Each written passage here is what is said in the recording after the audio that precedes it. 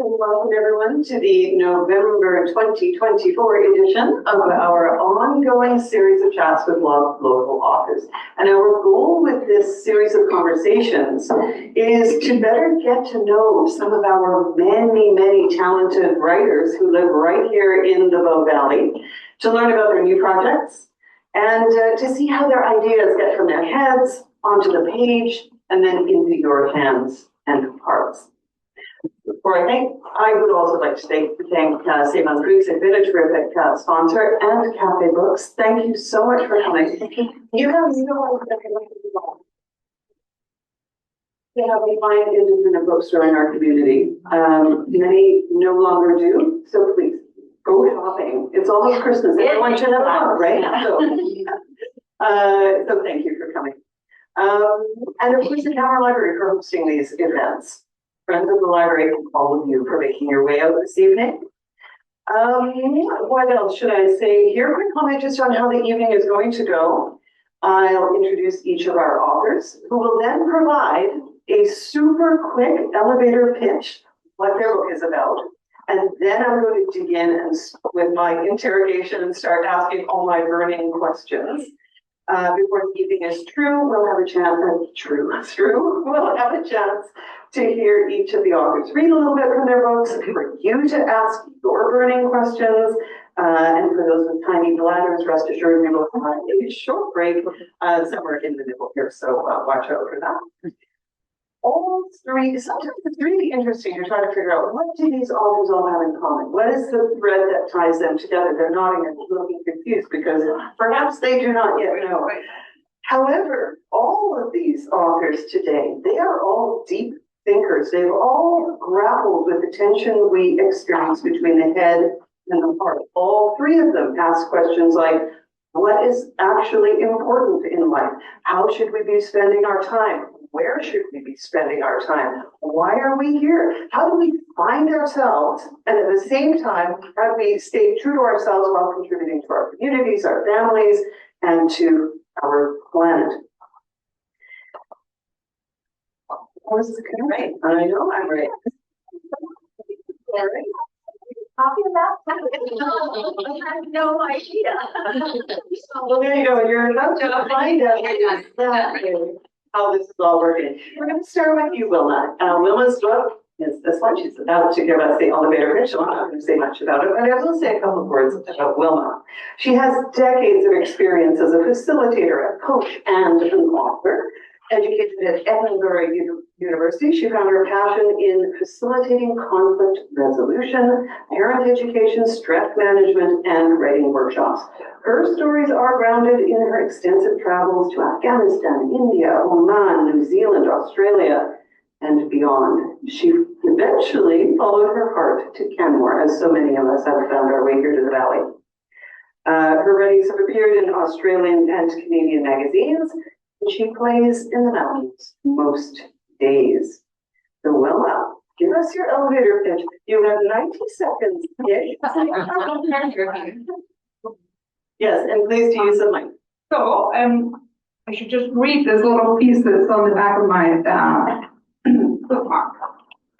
In her memoir, Wilma travels the world, climbs mountains, becomes a mother, unravels the patriarchal messages of her Scottish childhood. That is absolutely critical about my book. It was really trying to unravel who I was as a woman, given my father was a Presbyterian minister. Her fascinating stories of adventure, vulnerability, and resilience offer inspiration to the readers as they reflect on their own life experience. So that's my great thing about my book, is I hope that when you're reading it, you will reflect on each of us have different stories, and it's gleaning the wisdom of our own paths. It's really important to me. Great, thank you. Well done, well within the time limit. Lynn Martel, a long-time Canadian Rockies resident. Lynn has published 3 books, 10 booklets, and hundreds of articles about the dynamic people, places, and unique culture of Western Canada's mountain world. And accredited interpretive hiking guide, skilled outdoor photographer. Shots are beautiful. If you don't follow Lynn on social media, please do make an exception in your world. So interpretive hiking guide, skilled outdoor photographer, and experienced backcountry adventurer. And she frequently shares her stories of ice with live and virtual audiences. So over to you, Lynn. Give us your elevator pitch about your book, Stories of Ice. Elevator pitch. I'm going to go back about 23,000 years, which was the pinnacle of the last ice age in this part of the world and the rest of the world. And when the ice melted slowly over thousands of years, it was about 11,600 years ago that the first people moved into the Bow Valley because the valley was clear of ice. They could do that. Since then, the ice melted very slowly. We've been at a period about 900 years ago where there was hardly any glacier ice left in Western Canada's mountains, certainly in the Rockies. But the ice came back, and we are going to be the first people living in this part of the world without glacier ice. And the reason I wrote Stories of Ice is because through all my 40 years in the mountains, I learned that our glaciers are a humongous part of our history, our culture, our activities outside the mountains. They are our stories. Our stories in Western Canada, we have zillions of them centered around our glacier ice and all the things we do on them. So that's what this book is a huge collection of stories of things we do on ice. People having small adventures and really big ones, skiing from Vancouver to Skagway for 5 months.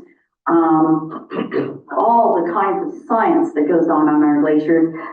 Pito Glacier, just north of Lake Louise, longest continuously studied glacier in North America.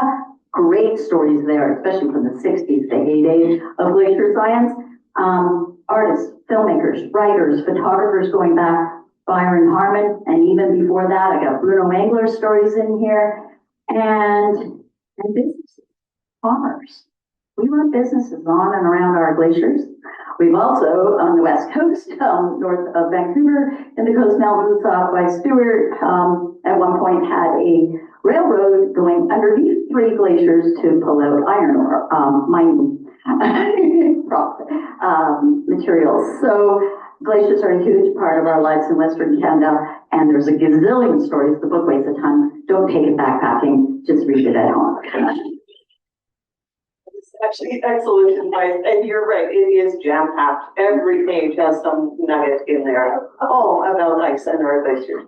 Lorraine is next up, Lorraine Widmer-Carson. Lorraine has been a committed journal writer for 30 years and sees it as an essential skill for thinking, speaking, and acting. A mother of 4, she's a small business owner, community change maker, a nature lover, and a deeply caring person.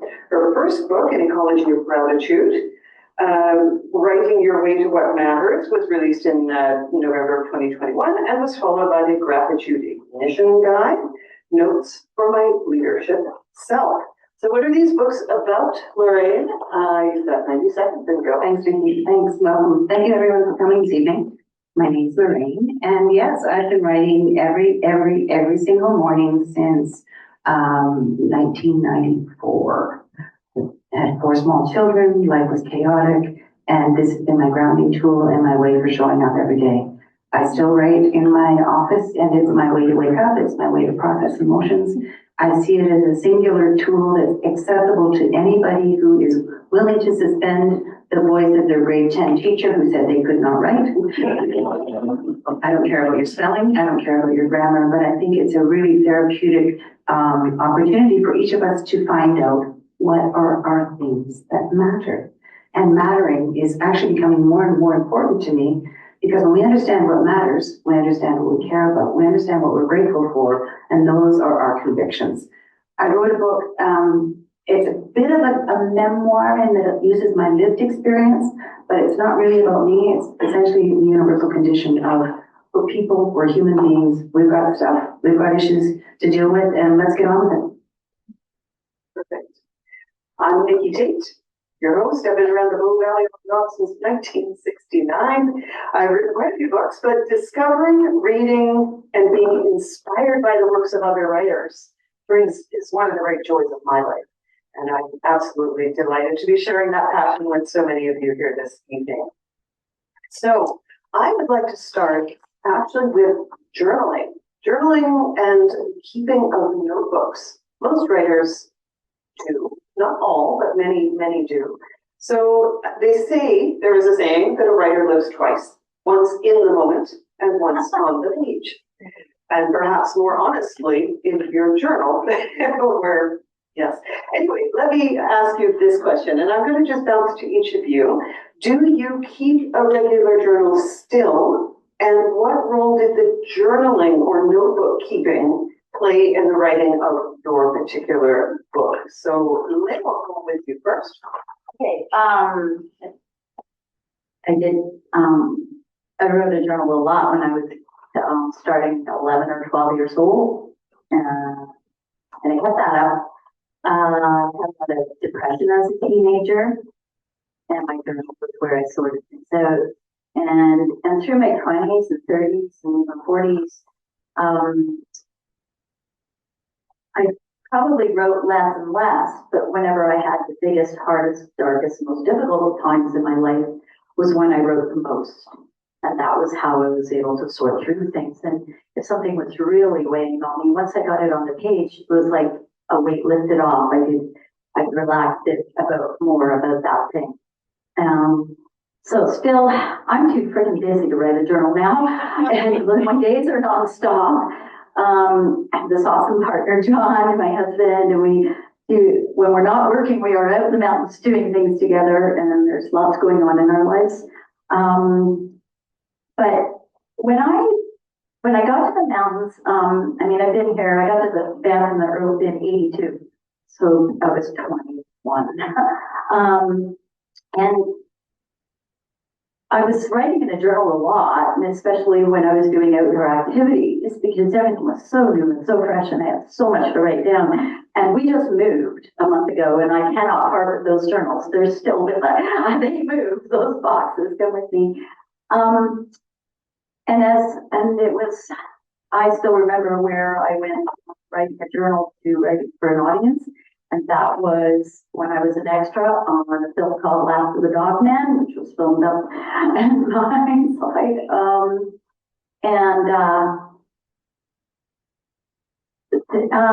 And then from then on, it was just so surrounded by stories, other people's stories. There are so many gazillion amazing, really accomplished people in this valley. So I started writing about other people. But my journals, when I would travel, be out mountain biking by myself sometimes for hours or hiking, I could remember 20 things in my head, like 20 words.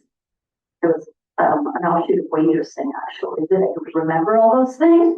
But then when I stopped somewhere, I could write down, and every one of those words could become chapters. Like they were trigger words. And there is some of that in this book. All my books started from those places and then went outward to other people's stories, much bigger and more important and more that worthwhile sharing, like those really important stories to share. That makes sense? Yeah, let's over to Wilma, please, because I have a slightly different question for you. Right? Oh, God. So, journaling. You're right, no, you get that one. I do get that one. Yes. Oh, all right. The journaling. Well, my sister, when I grew up in Scotland, she was a poet and she was the writer in the family, and I was labeled as a scientist until I actually left. I left when I was 21 or 22 and went to India, and that was where I first started journaling because it was such a new experience. And so I tended to write about, we went there and we took some photos and describing it all. And one of the very first stories that came from that was spending the afternoon with some Gujar woman, nomadic woman, up on the mountain, and they were doing hairdressing. And so it was just such a wonderful experience. There was I was with another woman, and with those ladies right on the mountain, 10,000 feet or something, doing hair. And of course, way back in the day too, another big point about my life is in the mountains is whenever we went to lectures when we were at University of Five Mountaineers, they were all male mountaineers. There were no females to be seen in that world. of talking about what they've done. So it was, so for me, it started off as journaling, and then at some point I had kids, and I'll read you a little bit about that. But when I had the kids, I wanted to remember all the travels that my husband and I did. We lived in many different places, and I didn't want to forget those stories, so that was when I kind of wrote them up. But journaling, and then later on, when I came to Canada, I've been here since 1990, I followed Julie Cameron's book, Morning Pages, and so I wrote and wrote and wrote, and it was a very good way of kind of grounding myself and finding myself and what was like, you know, I remember when I first got here, I was really it was finding it very challenging, and so I did a bit of journaling, and I discovered that the move here was tied back to the death of my mother about 12 years ago. But once I'd actually written about that, it just made me understand myself and where all that pain was coming from, and helped me move on from that. So I'm a big proponent of journaling. It's a really important part of my writing experience. And thank you. So we know that Lorraine is an avid journaler and has been for many years, but I am curious, when you began to write this book, you're now looking at journaling very intentionally and very analytically. Did your relationship with your journal change over the course of writing this book? Yes and no. The yes part to that, yes, it did change. When I kept my journals for years and years and years, my dream was always to write a book one day. And when I went back into the journals, I thought I could do a deep dive into the journals and they would be source material. I thought they'd be source documents. In fact, they're kind of just full of BS and gobbledygook and names I don't remember, and issues and little rants and many joys. But they're not source documents. There are nuggets in there, but it took far too long, and I had more nuggets to unearth. So that was a realization that I'm not ever wanting my journals to be read by anybody else, and they still sit on my shelves. There are over 150 journals. It's just kind of a proof point for me. It's validation that I am correct, that I did work on it all those years, but they're not for anything other than ornaments. It's like, figurines on your mantelpiece. Shelf of journal. The no part, in that I still use my journal as my cathartic, get myself going, find an idea, just get through the day. So what do I have to do today? It starts out quite often practical, or maybe it's taking a dream from the night. It starts anywhere it wants to start. And then the muse sometimes arrives on the page and says, okay, this is what you really want to work on today. So it did help me for, not as source document, but as continuing to just marvel at what's inside our heads. It's just fascinating. And there would be days I'd wake up and say, I wonder what I'm going to discover about myself today. What's going on? And I'm still enthralled with the process. And it's not around navel gazing or ruminating. In fact, it's around coming to the place of what's going well and what matters in my life and all the people and all the richness that surrounds us. Thank you. All right, quick show of hands in this room. Who in here keeps a journal or has at some point kept a journal? A long time ago. Oh, wonderful. That's okay.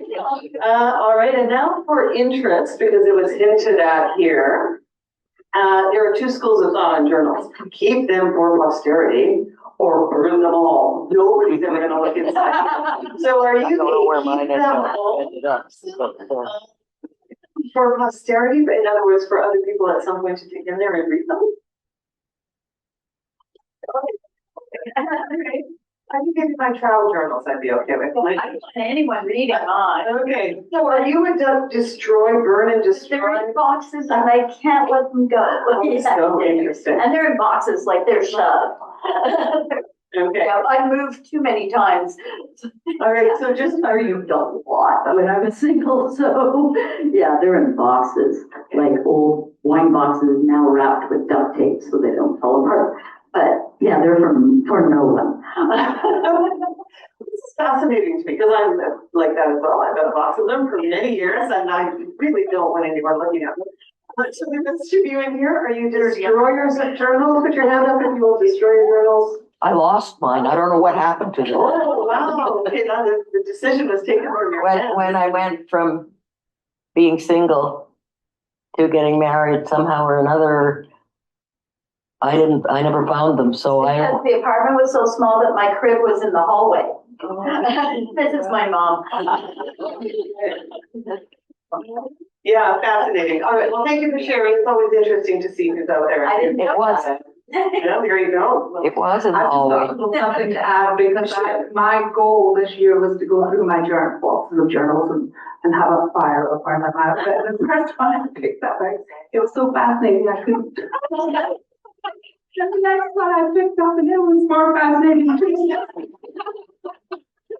Good intention. I didn't know what to do.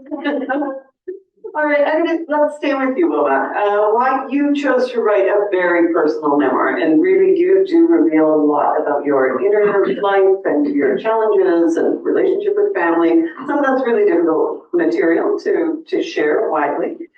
My question is why and why now? Why did you pause at this point in your life and then dedicate all that time and effort to writing your very personal story? Well, when I actually started taking writing courses, the first draft was, we went here and we took a picture and we had a wonderful time traveling. And then when I started taking writing classes, I realized nobody wants to read a book where you, get married and have 2.2 children and live happily ever after. Because that's not realistic. Most of us, so to me, the meaning of what really writing courses did for me was to try and make meaning out of my journals and my life, and to really get to the, what mattered and how did the other big question for me too was how did I feel about it all? Somebody asked me that after the first draft about 30 years ago. It took me about another 20 or 30 years to figure out how did I feel and how did I actually put that on the page. That was the challenge. And I think ultimately it was really meaningful for me to look at how I was brought up and then as a woman and then try to do the meal type thing and then have kids and all that sort of stuff. So it was really trying to figure out. But it was a pretty challenging process, I must say. I didn't come to it easily. It sounds like this was a very long process, all in all. Yeah. Yeah. Lynn, I'll jump over to you here and then we'll go back to Lorraine. It is really interesting to me. Why do people choose a particular subject for a book? And that doesn't matter whether it's fiction, nonfiction, for kids or whatever, or this massive tome of science and art and culture about ice of all things. So I am really curious how you came to choose this subject and why you wrote this particular book now. One of the reasons is right here in this room. I've known Bob a long time and I started writing about projects that he was creating and involved with and driving way back to the Swiss Guides celebrations or the Year of the Great there, 1999. So now glaciers, I had a lot of personal experience skiing across glaciers, visiting them in the summer as well. And whenever I was skiing across the glacier, man, I wanted to be looking down into the crevasses. I always wanted to slow down and see more.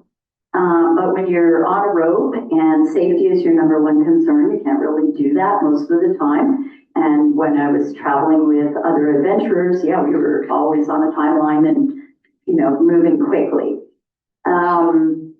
There was a day, and then a lot of things happened. Bob started writing about water, and I would interview him about those topics, water, lake, and glaciers. He introduced me to glaciologists, And because I had a lot of outdoor experience, the glaciologists were really happy to have me come along and hang out in the field with them. They didn't have to babysit me, they didn't have to worry about me, and I could hike in and out by myself. Got knocked over in the creek once on the way out from Pito by myself, but stood up and kept going. So, so one thing led to another. There was also a day with Helen Soldat, mountain guide, Summit of Excellence winner.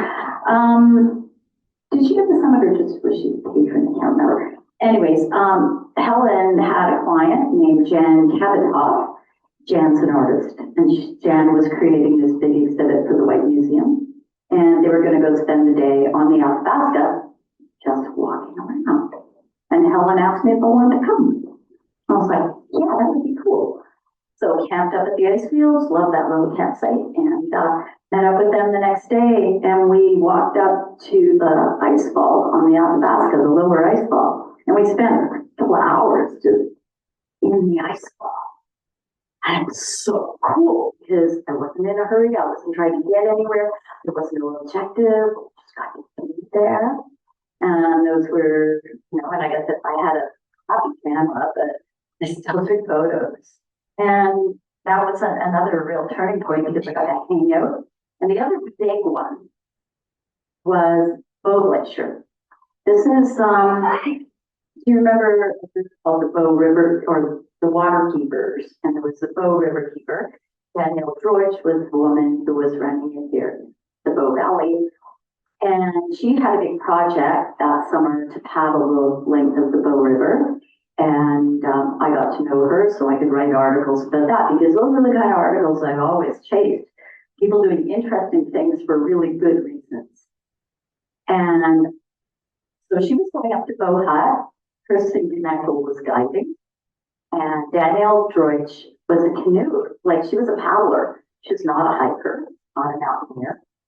It was funny because Kirsten and I had to take some of her gear out of her pack on her way up because she was overloaded. But we went up to Bow Hut. I've been there many times as a backcountry skier. There we were in the summer, looking at the water coming out of the Bow Glacier and realizing that that water flowed all the way to the bay.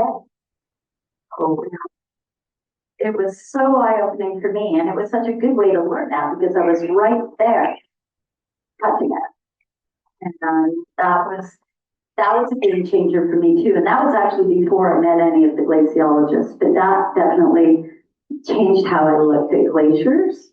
So this book is a putting together of all those things in so many ways. Oh, there is one other thing. And yeah, how I specifically got to this book 10 years ago this fall. I was up in Smithers visiting my good friend Amanda Follett, really good journalist, award-winning, really, really good. She writes for the Tyee on Northern Indigenous issues. There's a glacier outside, 4 hours from, yeah, you know the area. So about a 4-hour drive from Smithers, you get out to Stewart, BC. Stewart's got a population of about 400, but there's tons of cool things about Stewart in here. And then from Stewart, there's the Salmon Glacier. So it's about an hour's drive from the town of Stewart to get up to the Salmon Glacier. And it's the largest road accessible glacier in North America. It's way bigger than any of the ones I can see in the Rockies.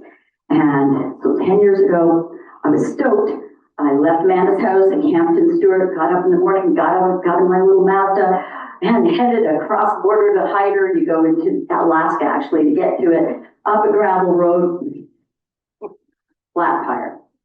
Damn, I was bummed. And when you're traveling alone and things happen, you're even more bummed. So I'm like, oh, and then some miners helped me get my spare on my car. Went back to Stewart. Of course, they didn't have anything to fit my Mazda. I needed to have an F-150. And so I limped, I started heading back towards Smithers, hoping my spare would hold for 4 hours. And while I was driving out, it's actually called the Glacier Highway. And there are glaciers, there's numerous glaciers and bits of glaciers and remnants that are visible on that road.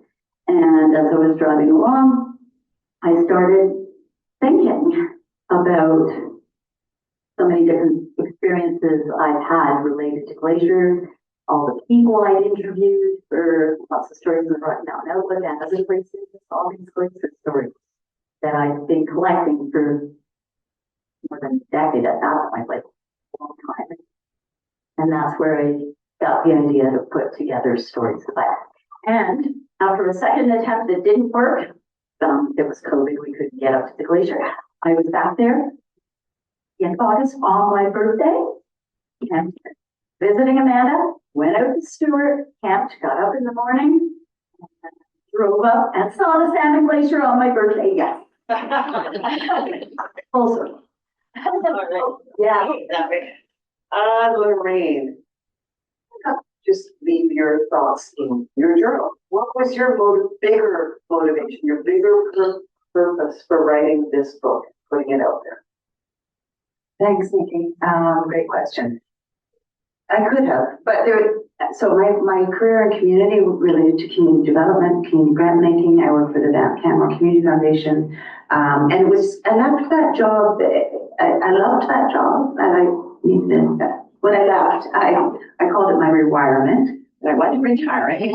I needed a new hip, and days before finishing June 2017, I fell off my bicycle. So now I needed a new elbow before I got my new hip, and I was actually literally being rewired. Then I discovered the science of neuroplasticity, and neuroscience uses this term, rewiring your brain. It's possible. My motivation when I left the puzzle, and I thought I would write about community philanthropy. It's a hard word. Generally, people assume that you're talking about mega philanthropy, the big donors with big dollars who do transformative gift making. But I was in this community philanthropy world. So I had always wondered why there are pros and cons of philanthropy, and there's great philanthropy, there's amazing stuff that happens, and then there's power broker philanthropy. So I thought that's what I would be writing about. November 2019, I went to England. I was on a writing retreat, lived experience. I didn't want to write a memoir. It's not about me. It was about my story and my life in community. So I told the editor, who was part of this residential program, what I had in mind. Community philanthropy, it's so exciting, and this and this and this, and I'll use my lived experience to illustrate my story. And she literally looked me straight in the eye and she said, "Well, that sounds rather boring." And she laughed. And you know what? But that kind of takes the wind out of your sails. So I was left with this puzzle, how to solve, and I came home, and literally it was December 31st, 2019. So I was there in November, December 31st, 2019. And I started to read The Science of Gratitude. And the last 20 years of The Science of Gratitude, it's amazing. And it's in this space of rewiring. And if you can get your thoughts organized from the negative to the positive, you can change the shape of your brain quite literally. Gratitude is one of the best antidotes to non-medical antidotes to depression. It rewires your brain and helps you. So back to the question, which I have forgotten.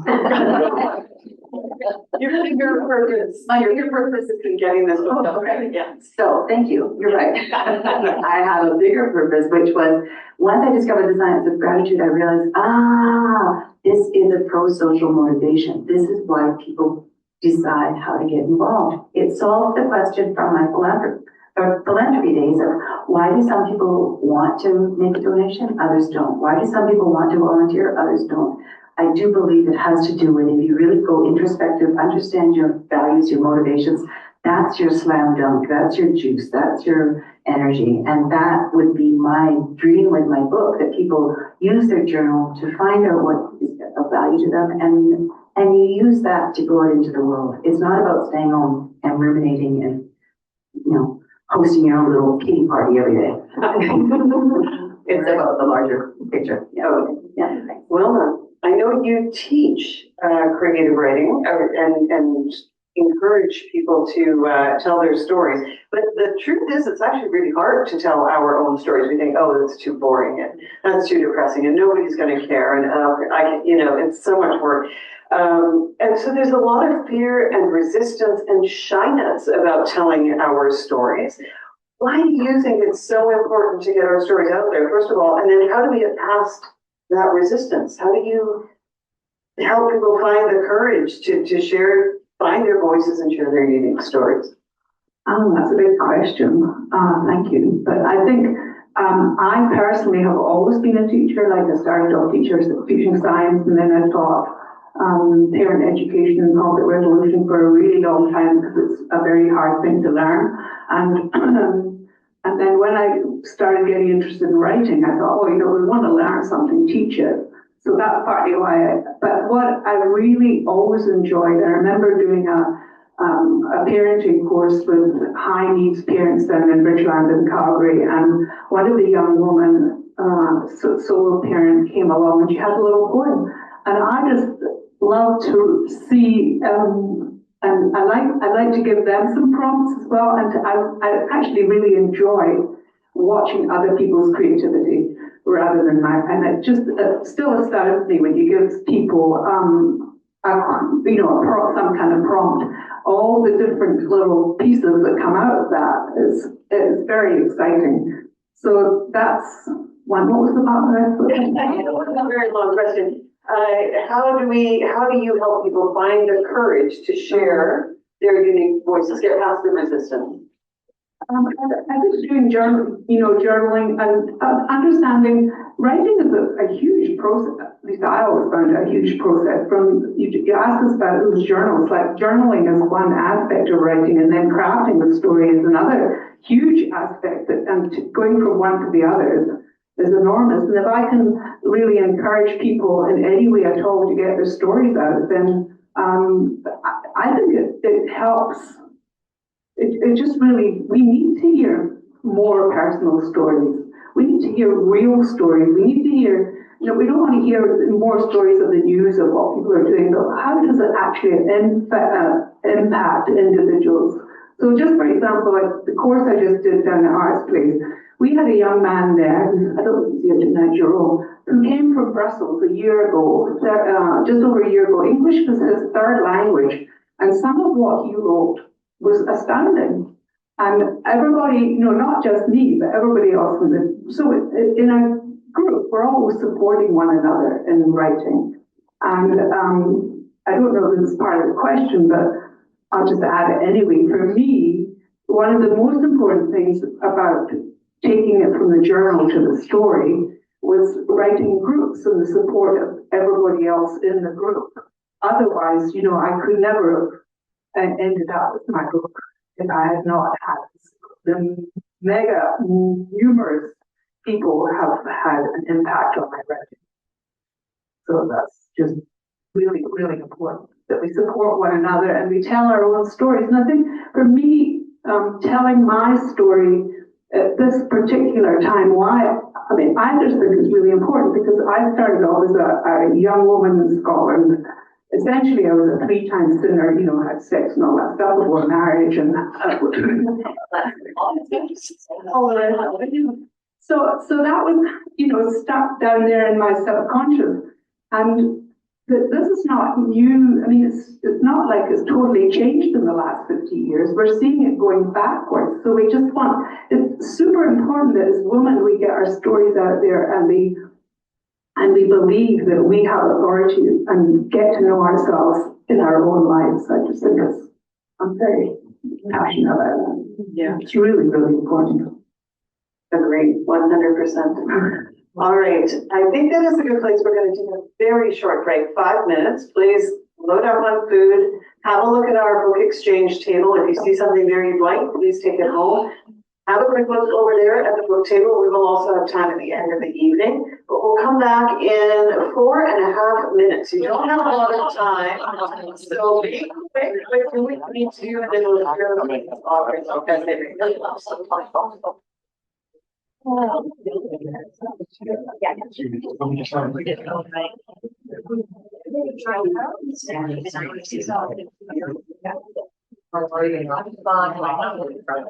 Yeah.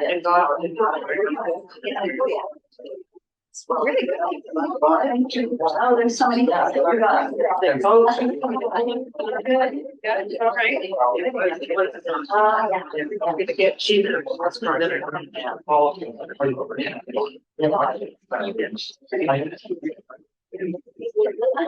Lynn, I didn't.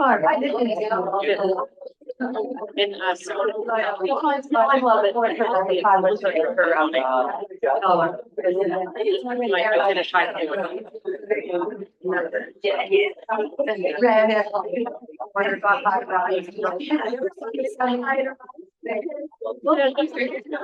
By myself, so I didn't want to get hired right now.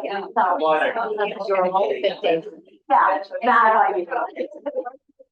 But remember one time it was there was COVID and we couldn't go, well, we could go across the border, but we had to stay there. So we said.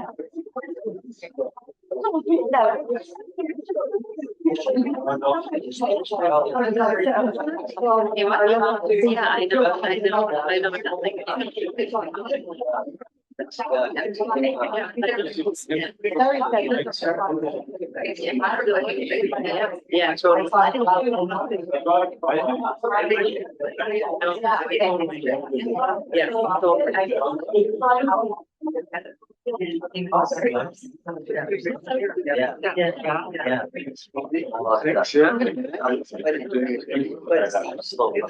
it's a story to tell. Yeah. We were just doing that. We stick to change the way. It's not very inspiring. And then you can do like. Yeah, you're absolutely right. And you take note of that on the feedback cards. They do listen to what they, yes. This is you're cleaning the room.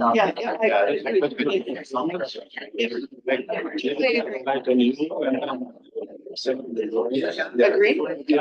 Yeah. No, but it's very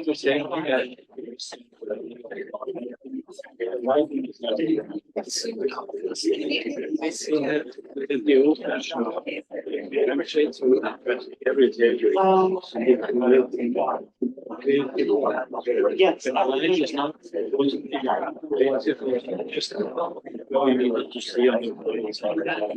Right. Yeah. It's not difficult. You can. Yeah.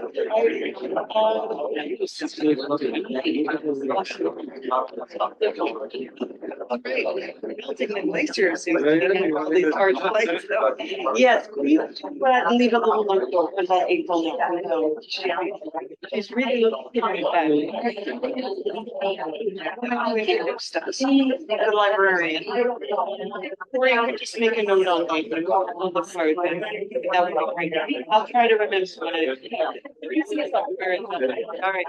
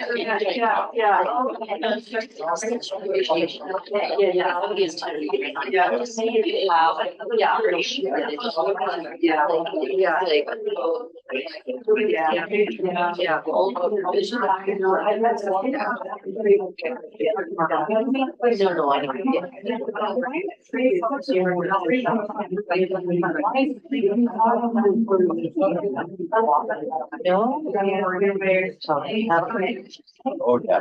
And some food.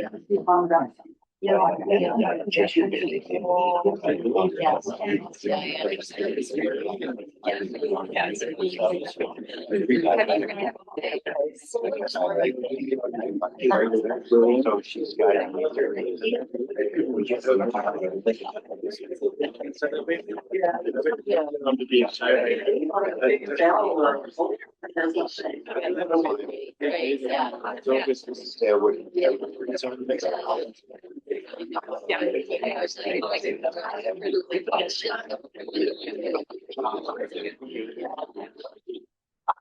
Thank you. Excellent. All right, so we're going to start the second half off here with everyone reading a short piece, just so you have an idea of how all these big thoughts and endless journaling and ruminating and interviews and traveling in glaciers and all the things these writers are doing, how that actually winds up on the page. So you can have a quick sampling, but I highly encourage you to get a copy of the book, either from the library or preferably from Cafe Books, and spend some time with these words and thoughts and ideas. All right, so we are going to start with Lorraine. Will you start us off with? Sure. Okay, thanks. So my book, oh yeah, this is gonna take time, right? I can.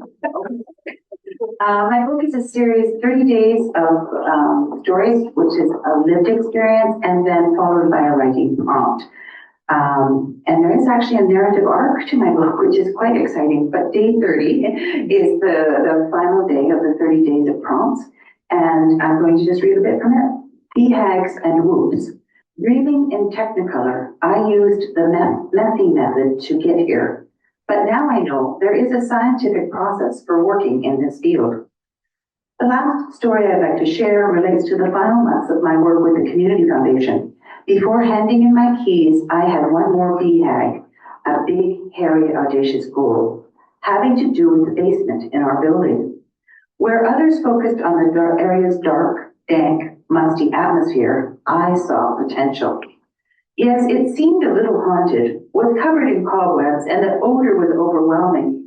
But with a little imagination and a lot of positive energy, I was certain we could transform the dank into swank, more or less. Every community needs safe gathering spaces for young people. Our town had very limited options for young adults to hang out and eat popcorn, learn about one another, and participate in age-appropriate activities while disconnecting from their mobile devices. I envisioned the basement as a welcoming, bright, and cheery space where they could show up without societal pressures and enjoy inclusive, open-hearted conversations, regardless of socioeconomic status. I called our initiative the Spacement, an endeavor that would increase our community's social capital, targeting young adults. After asking our interagency partners and stakeholders about the idea, I received mild endorsement, and I continued to dream. Without any big roadblocks rising, and in consultation with an advisory committee of young adults, we sharpened our pencils and we set a budget. Then we agreed that a below-ground meeting room needed to be barrier-free. So we added a plan to include handrails in gender-neutral bathrooms and incur the expense of a wheelchair lift. One volunteer stated, well, being in a ski town means somebody always has a cast on their leg. We adjusted the plan by adding another $30,000 to the project cost and kept dreaming. Then came that February board meeting. Now, in most philanthropic organizations, the volunteer board of directors hold responsibility for fiscal oversight and adherence to all legal obligations. With acceptance of the proposed budget and plan for the spacement, the total came to $150,000. With that, the project could kick into high gear. I would run toward my finish line like a horse heading out to spring pasture. During the board meeting, I had to admit that my plan for raising revenue was not secure, and no, the dollars were not sitting in our current bank account. However, with the board behind me, and with their expression of trust confirming that the work aligned with our mandate and mission, I was confident we could raise the cash. Okay.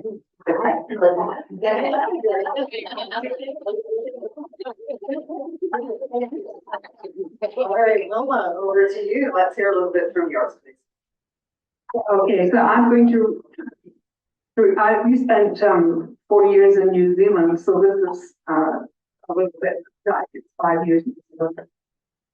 We did a lot of big, hard mountaineering because I was much younger then. After a day and a half bushwhacking through the forest, dripping clouds obscured the summits.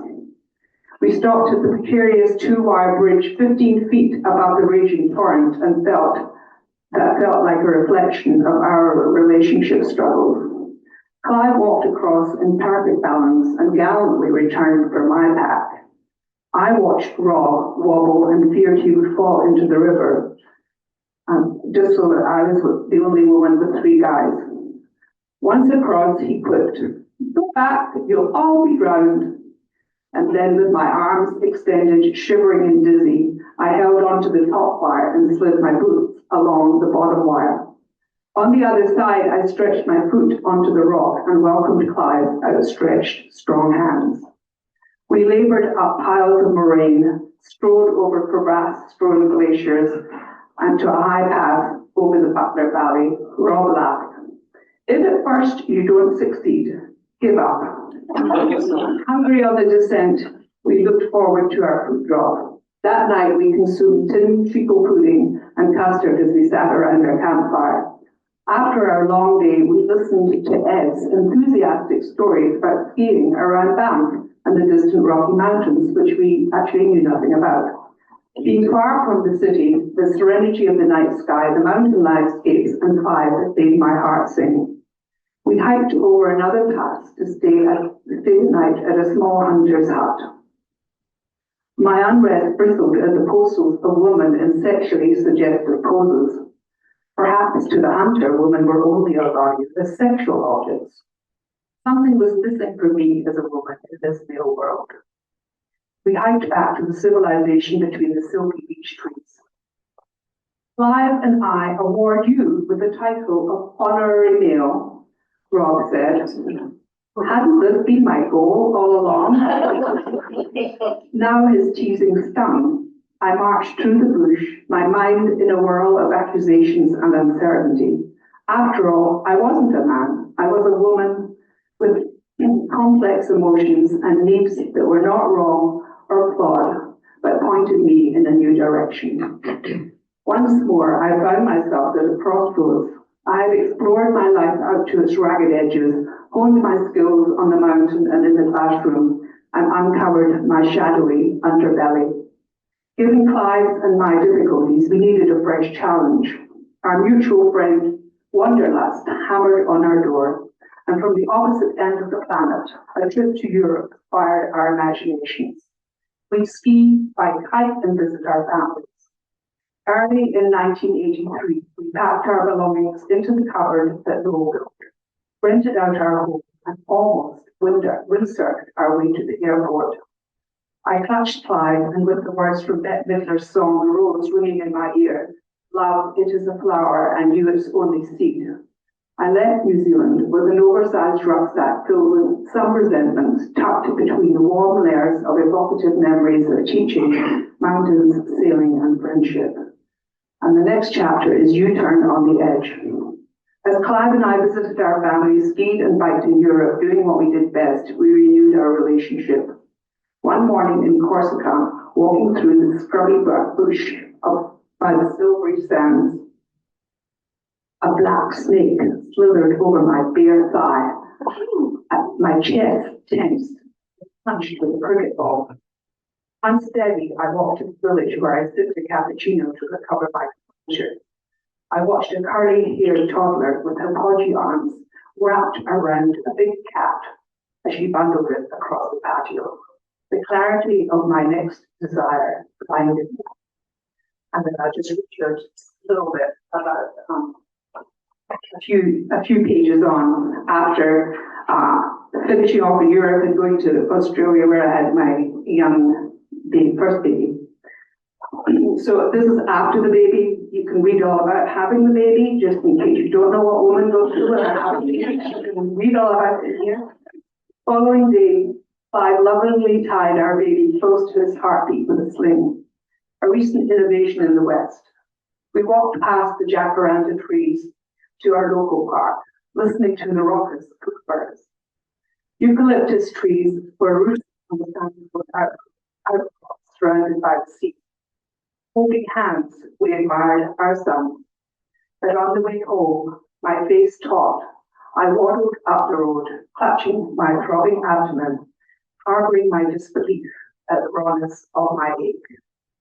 Mountaineering had never been this tough.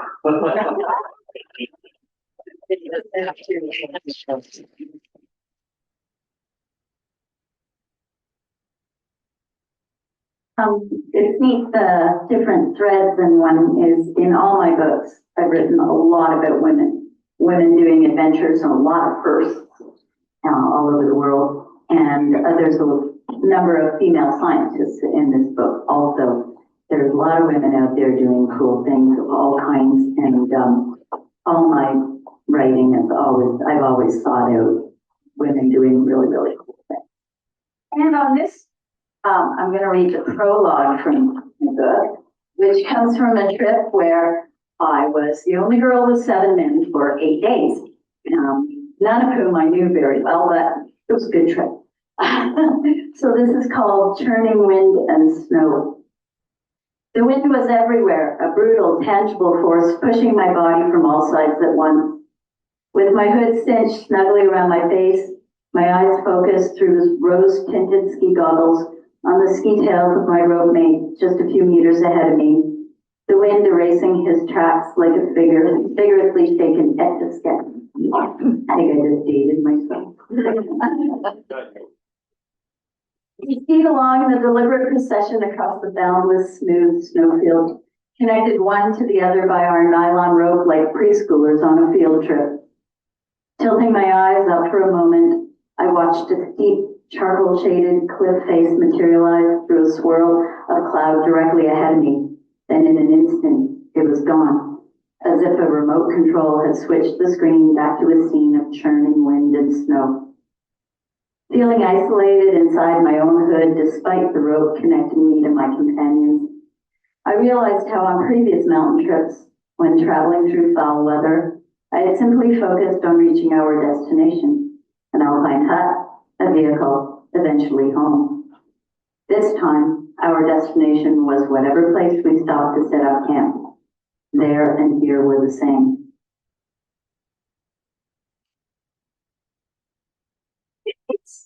There's nothing in this book where I would read just in one, so I've got 3 short sessions to read for you.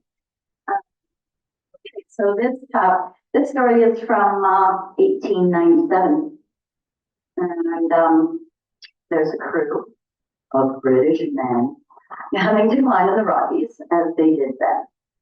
So it took them 2 days to get by horseback from Lake Louise up to Bow Lake, and which was then like Upper Bow Lake. I think Hector was called Lower Bow Lake then. So they made their way up onto the glacier, which glaciers in those days were absolute on-ramps to get on the mountains. It made climbing really easy, and that was a big, big motivator for our first tourists. A lot of our first tourists wanted to get on mountains and name them for their friends and cronies and people they owed money to. So moved by another summit about a third of a mile to the west, several of the groups struck off in that direction. That's where things got interesting. Not far from this dome-shaped summit was a large crevasse that was partially covered with snow. One after the other, the mountaineers crossed over it without incident, but Thompson, bringing up the rear, broke through and quite unexpectedly, quote, disappeared headlong into the great crack that ran perpendicularly down into the depths of the glacier. These guys wrote with a little flair. Despite having been swallowed quite far into the void, Thompson called loudly for help. Miraculously, he was uninjured, despite having come to a stop by jamming his body headfirst like a cork between 2 ice balls. Realizing they had a little time to waste, of course, his companions tied a section of rope to make a stirrup and decided that Collie, who was not only the lightest member of the party, but unmarried, he should be the one to be lowered down. With the rope snugly tied around his waist, Collie was then unceremoniously pushed over the lip of the chasm where he dangled, swinging in midair. The original of this is hilarious. And then he quotes, I was then lowered into the gaping hole, Collie wrote.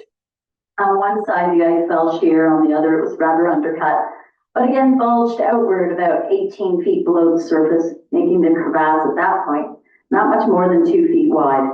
Then it widened again and went down into dim twilight. It was not till I had descended 60 feet, almost the whole available length of an 80-foot rope, that at last I became tightly wedged between two walls of the crevasse and was absolutely incapable of moving my body, end quote. Face down and covered with snow, Thompson couldn't see Collie. Shouting for another rope, Collie threw one end down to Thompson's waving left hand until he caught it. But when Collie pulled on it, it slipped free. So still upside down, Collie maneuvered into a position that enabled him to reach his arms beyond his head as close to Thompson as he could get, and he tied the rope into a noose. Quote now, with this I lassoed that poor pathetic arm, which was the only part of Thompson that could be seen. Then came a tug of war. If he refused to move, I could do nothing more to help him. Moreover, I was afraid that at any moment he might faint. End quote. Slowly, as the man on the surface began pulling, Collie's ears filled with the thumping sound of his own heart in the, quote, ghastly stillness of the place, end quote. Eventually, Thompson's body was loosened a little from the icy vines, and before too long, he was yanked and wiggled into an upright position next to Collie. Still unable to get the rope around Thompson's body, Collie shifted and squirmed and pulled on his own rope until he was in position to tie a knot around Thompson's arm, just above the elbow. The extra leverage made the difference. Quote, he and Thompson went rapidly upwards till he disappeared round the bulge of ice 40 feet or more above. I can well remember the feeling of dread that came over me, lest the rope should slip or his arm give way under the strain, and he should come thundering down on top of me. But he got out all right, and moments later, I followed. Okay, and just, we'll leave that there, just in the interest of time, because we're actually, but the book is full of this kind of thing.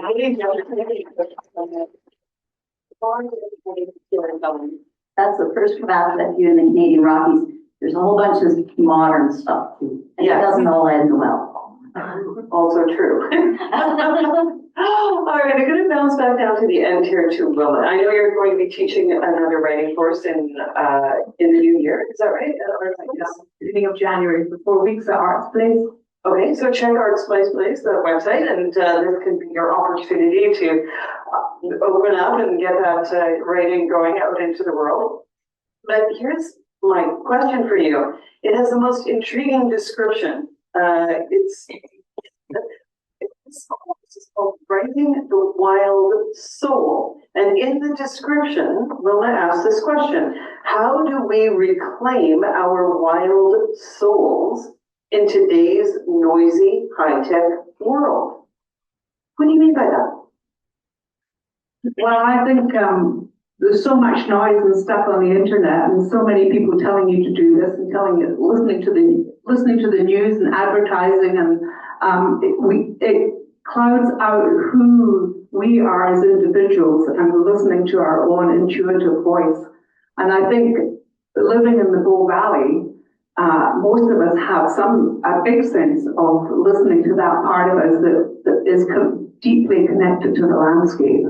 And so that really is the wild soul, is how we're connected to the wild soul. And how do we have more confidence in our own intuition that is completely different from the person sitting next to us, and to really truly believe in that what our little voice inside is telling us is the way to go, or the way to listen. And the way we find that very often is being outside, connecting in with nature, and with our beautiful mountains and the rivers and the glaciers. We're making a perfect segue here. I'm going to hand the mic back over here to Lynn.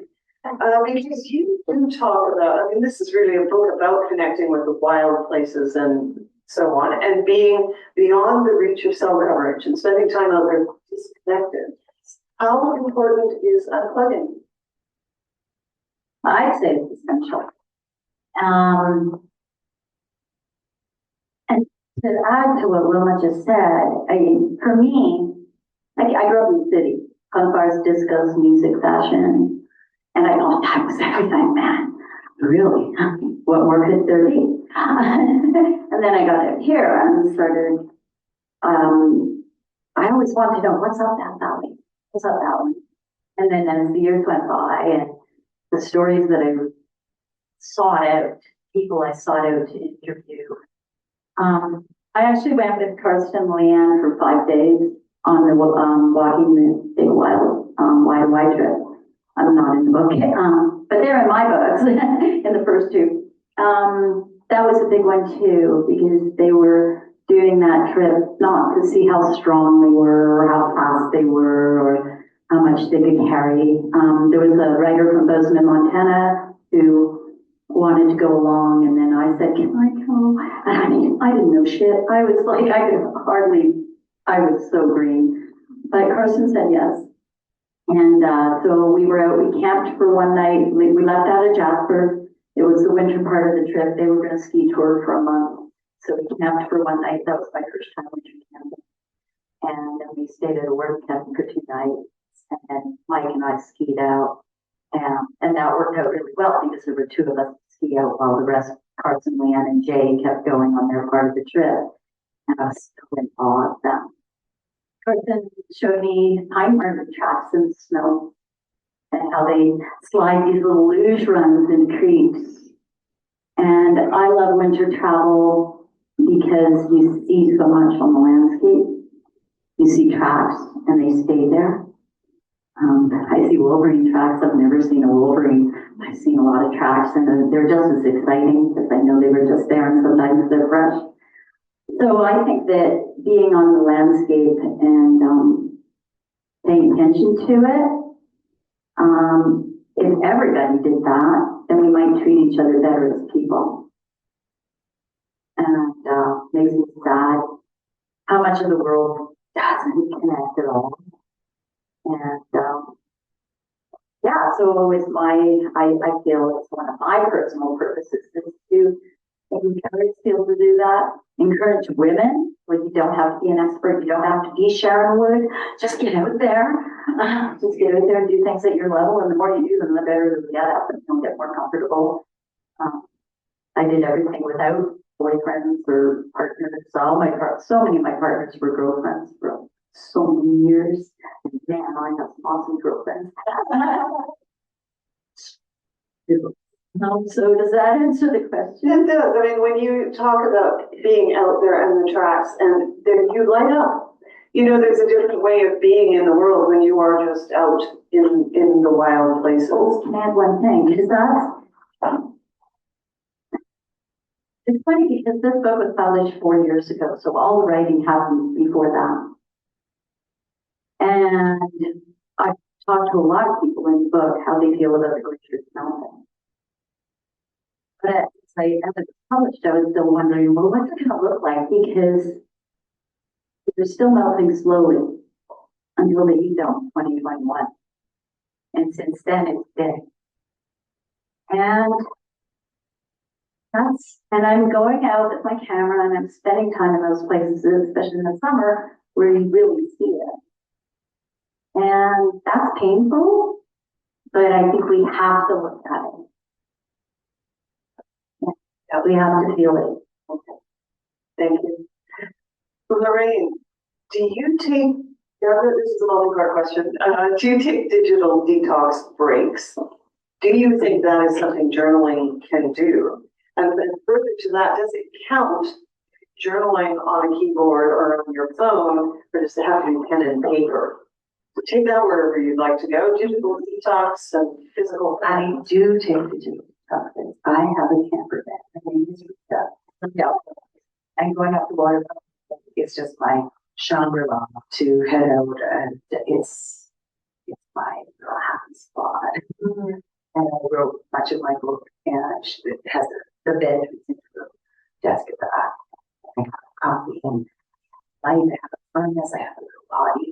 it's so perfect, and it's out of cell range. So that's great. Digital detox, so yes, I absolutely believe in digital detox. I'm absolutely adamant that the process of writing with a keyboard is completely different than the process of taking a pen in hand and writing long. That the science shows you have better memory, you get in touch with a different part of your brain when your blood is flowing from your head to your heart to your hand. That's a different process. Writing cursive, longhand, whatever you want to call it. I'm now calling it free writing. And it's simply liberating yourself to say what you want to say without the machine telling you that you just spelled that word wrong. It's without the distraction of the sound. It's the silence of your heart talking to the silence of your page. So it's the process that I will die for. And I would have to say that perhaps the ultimate is to take the journal to a wild place, and then you get it all. I've written so many in my country of launches. I think my journal everywhere, yes, for sure. And that's I've been beautiful places. And the pen doesn't really flow when your hand is shaking and cold. It gets a little chilly, but you can overcome that. Keep blowing on your fingers. It is time. All right, we're going to do a quick speed round here. I'm very aware that our time is ticking away, so we're going to go very quickly here. One or very short answers. How long did your book take to write, Lynn? From idea to publishing, 6 years, 3 years of thinking about it. And I couldn't do much with it because I had to work and earn a living, so I just couldn't get to it. And then I met John, and so yeah, he asked me, full time, how long do you think it will take? And I said, 6 months. It took 3 years of working 3-4 days a week with no pay on debt, and then the last year I was on deadline. Yeah. Very different countenance. We're talking about the pressure of the writing as opposed to the delight of the beginning, which is an observation. How long did it take you to write? Lorraine, we'll just hold a roll here. Yep. So I committed to writing my book in December 31st, 2019. COVID hit, and it was a gift for me. COVID was not a hardship. I was delighted to be able to stay home. Unfortunately, I've closed my shoulders and I hunkered down a little too tightly, but essentially from my commitment of say January 1st, 2020, and I launched it in November 2021. Okay, thank you. Speedy. How about you? I would say it's taken me an entire lifetime. My sister died in 1999 and she was the poet. And so after that, I did write a book of poetry. I was in a poetry group for 4 years in Calgary. And so I self-published that poetry book. But then it felt like I wanted to do memoir. And so that was published in 2008. So this was published 3 years ago. Take me a long time. All right, you can keep the mic there and we'll come back down the line. Most challenging part of writing your book?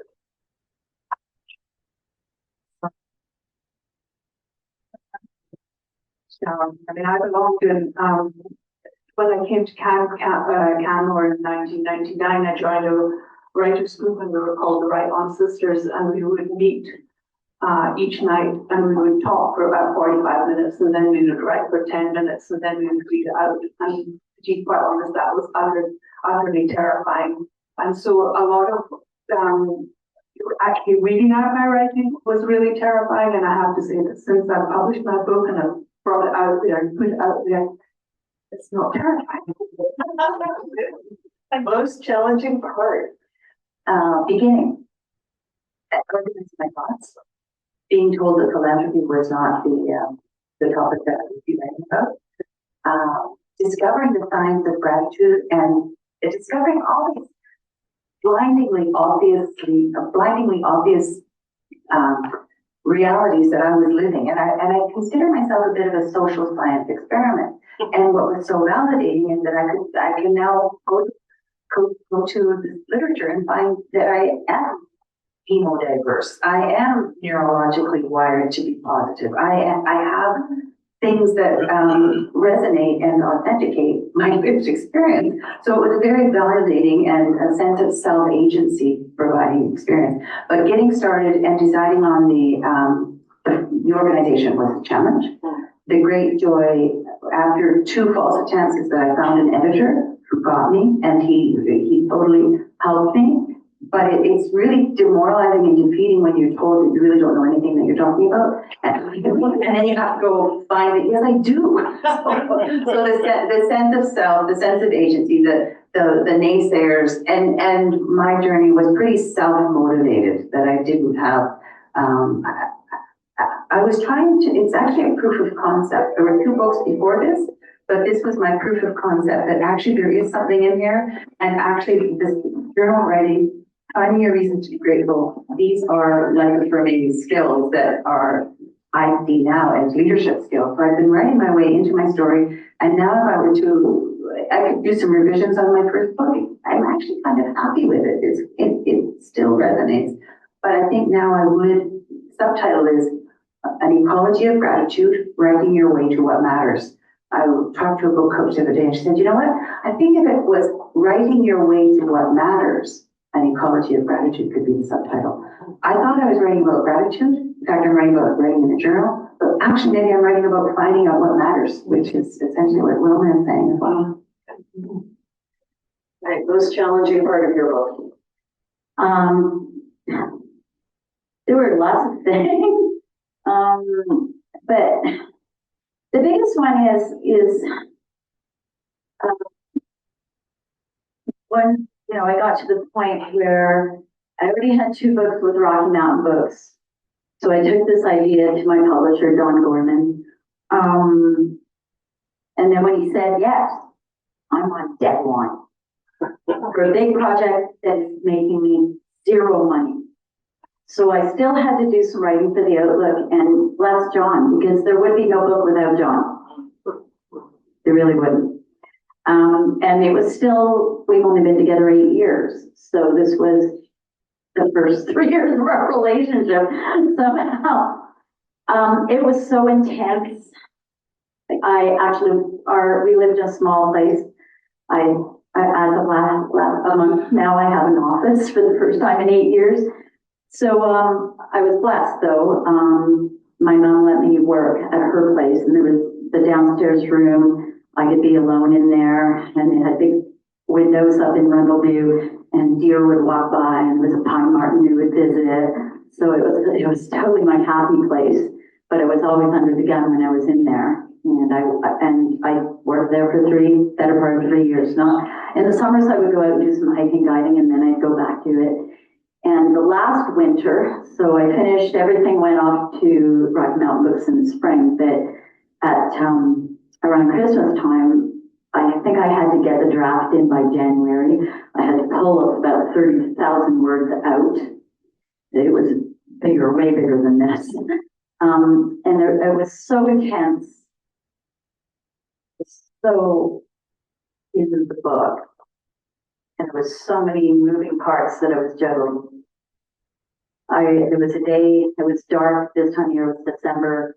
I left Mom's, I went down to Save-On. I went in and got some groceries. I came back out and sat in my car. It was not a new car, I'd had it a few years. And I had to sit there for several minutes and try to remember how to put the headlights on. I was cooked. So that's hard.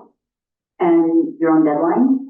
And I really knew that I had to get it done. I had to get that part of it behind me. And then COVID was a blessing for me too. But it was a relief because I couldn't go out and tour with it. And I didn't have it. I can do it now. I'm happy to get out on stage, talk about the book, show happy photos, fun stories, happy laugh, have good laughs, and show the hard photos and the really painful ones.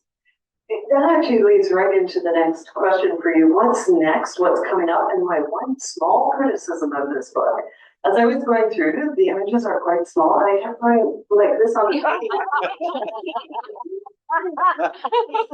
Yes, tell us what's next. That was out of my hands. That's out of your with the publisher, and you've already got 300 pages. Yeah. Yeah, I probably should. I did not have the energy to go through it one more time. Yeah.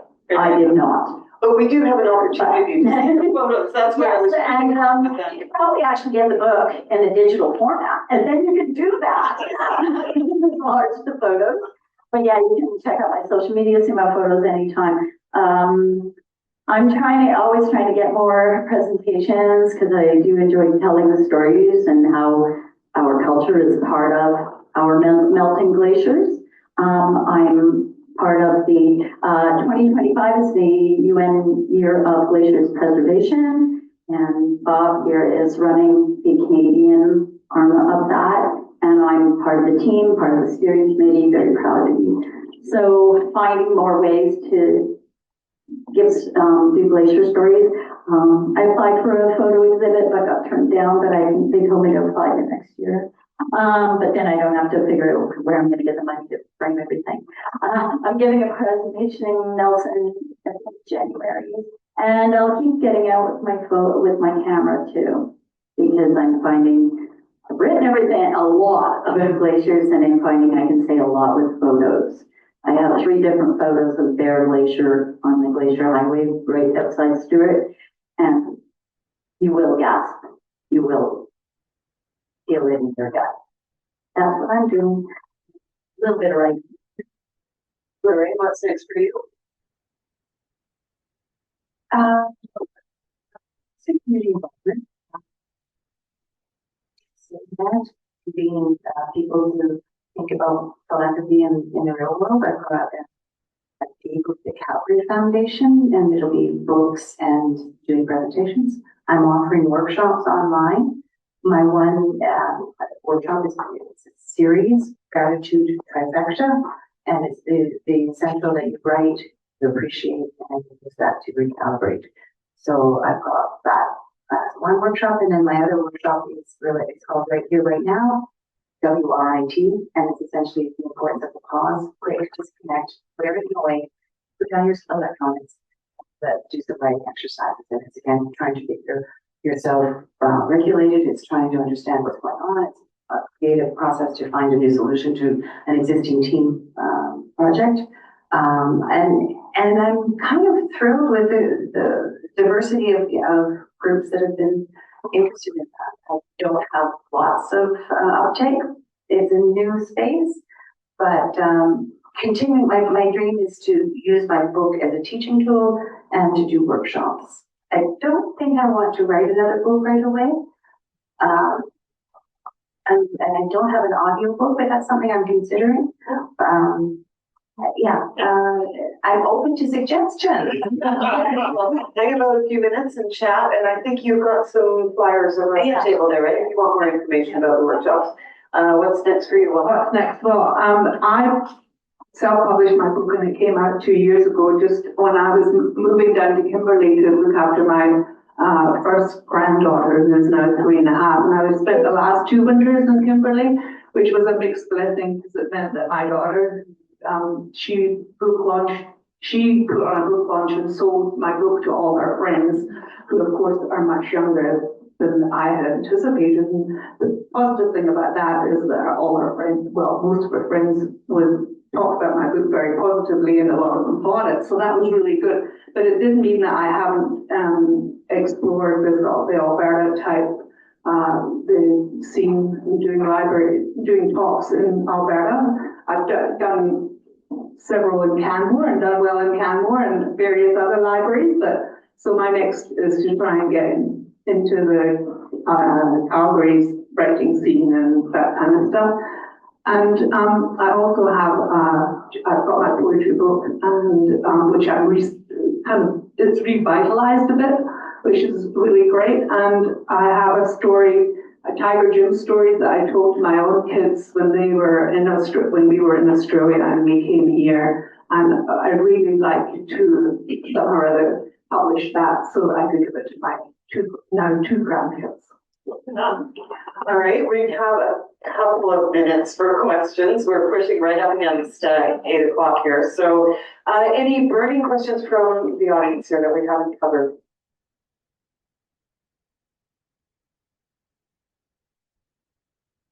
All right, you can chat with the authors afterwards and make sure you get your book signed.